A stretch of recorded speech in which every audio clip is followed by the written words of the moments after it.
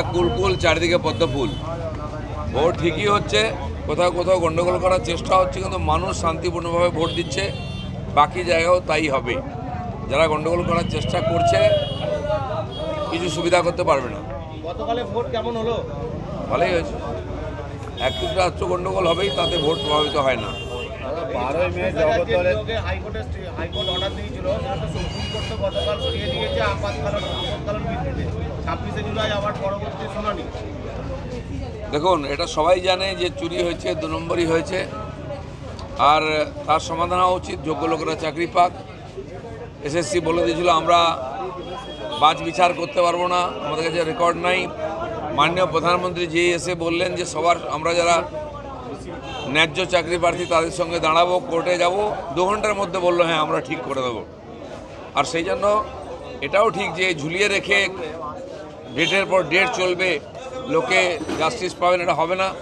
Supreme কোর্টের নজর আছে, তাড়াতাড়ি হিয়ারিং করে এটা কাজ করতে হবে এবং ইমিডিয়েট তাদেরকে এই সমস্ত রেকর্ড দিতে বলেছে এবং হবেই। 12ই মে জগদ্দলের পেপার মিল মাঠে প্রধানমন্ত্রীর জনসভা, ঠিক জনসভার আগে ট্রাকটা দিয়ে গোটা মাঠকে খুলে দেওয়া হলো, কি বলবেন? এটা প্রথমবার হয়নি। বীরভূমে কেষ্ট থাকাকালীন আমাদের পারমিশন দিত না পুলিশ, পারমিশন দিলে রাত্রেবেলা মেশিন চালিয়ে জল দিয়ে মাঠ ভরে দেওয়া হতো, এরকম হয়েছে। এতে কি কার সুবিধা হবে? যদি কেউ মনে করে রাজনৈতিক লাভ হবে, উল্টো হচ্ছে। সাধারণ মানুষ সব দেখছে। নির্বাচনের প্রথম 2 দফায় চূড়ান্ত ভোটের যে শতাংশ এবং নির্বাচন কমিশনের দেওয়া অসম্পূর্ণ তথ্য, এই অভিযোগ করে ইন্ডি জোটের পক্ষ থেকে মমতা বন্দ্যোপাধ্যায় এবং খাড়গে তারা নির্বাচন কমিশনের দ্বারস্থ হতে যাচ্ছে, কি বলবেন? সবার বলার অধিকার আছে, যে কেউ অভিযোগ করতে পারে। নির্বাচন কমিশন দেখছে ব্যাপারটা, প্রথমবার হয়নি, এর আগেও হয়েছে। ঠিকঠাক তথ্য আসতে অনেক সময় লাগে, তারা গিয়ে বুঝে নি। কারণ লড়াইটা আর বিজেপির সঙ্গে নয়, এখন নির্বাচন কমিশনের সঙ্গে লড়াই শুরু হয়ে গেছে, রাজ্যপালের সঙ্গে লড়াই শুরু হয়ে গেছে। কারণ বিজেপির বিরুদ্ধে যেতে যাবে না, তাই ওইভাবে লড়াইটাকে নিয়ে যাচ্ছে। কখন ইভিএমের সঙ্গে লড়াই হবে, লড়াই পাল্টে গেছে, ময়দানের লড়াই নেই, এখন অফিসে লড়াই শুরু হয়ে গেছে। কোথাও কি হার নিশ্চিত জেনে এই ধরনের অভিযোগ আছে? হার নিশ্চিত হয়েই গেছে। 370 বিজেপি, 400 পার এনডিএ, সেই দিকেই যাচ্ছে পরিস্থিতি। আর আস্তে আস্তে মনোবল নেমে যাচ্ছে। মমতা ব্যানার্জি বর্ধমান দুর্গাপুরকে কেন্দ্র করে এখানে 18 দিন থাকবেন। পশ্চিমবাংলায় 18 পার করুন, তাহলে যথেষ্ট হয়ে যাবে।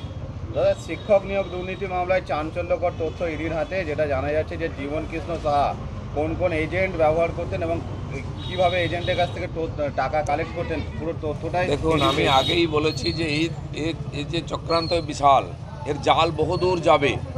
যত তদন্ত বেরোবে, একজন জিজ্ঞাসাবাদ হবে, ধরা পড়বে, আরও নতুন তথ্য আসবে। সেই দিকে তাকিয়ে থাকুন। এরকম জীবন সাহার মতো অনেক লোক লুকিয়ে আছে, যারা এই হাজার হাজার প্রার্থীর কাছ থেকে টাকা তুলেছে, নেতাদের কাছে পাঠিয়ে দিয়েছে, আর কোটি কোটি টাকা আত্মসাৎ করেছে। তো অপেক্ষা করুন, সব সমাধান হবে। গতকাল মুখ্যমন্ত্রী বলেছেন যে 10 লাখ চাকরি রেডি আছে। অনেক দিন ধরে বলছেন 10 লাখ, 20 লাখ, 10,000 চাকরি যদি দিয়ে দিতেন ঠিকঠাক, তাহলে এই সমস্যা হতো না। আসলে এইসব বলে আবার নতুন করে টাকা তোলার চেষ্টা হচ্ছে। দাদা, সন্দেশখালীতে মহিলার মান সম্মান 2000 টাকায় বিক্রি করেছে, বিজেপিকে নিশানা অফিসে, কি বলবেন? কে টাকা নিয়েছে, কে বিক্রি করেছে, কে কিনেছে? বিজেপি তো ছিল না।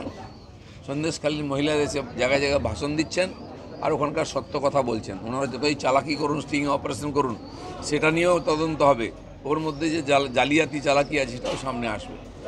মন্ত্রিসভার মন্ত্রীগোষ্ঠী যে ডিসিশন নিয়েছিল এসএসসি নিয়ে, তার এগেনস্টে তো সিবিআই তদন্ত প্যারালালি চলবে বলে সুপ্রিম কোর্ট জানাচ্ছে, তো কি মনে হচ্ছে? সব তদন্ত চলবে। সব জায়গায় এই মিটিংগুলো হয়েছে এই জন্য যে কত লোকের কাছ থেকে টাকা নেওয়া হবে, কত টাকা নেওয়া হবে, কে কে খাবে, এই চক্রান্ত হতো। যে সমস্ত কিছু তদন্ত হলে বেরিয়ে আসবে সামনে।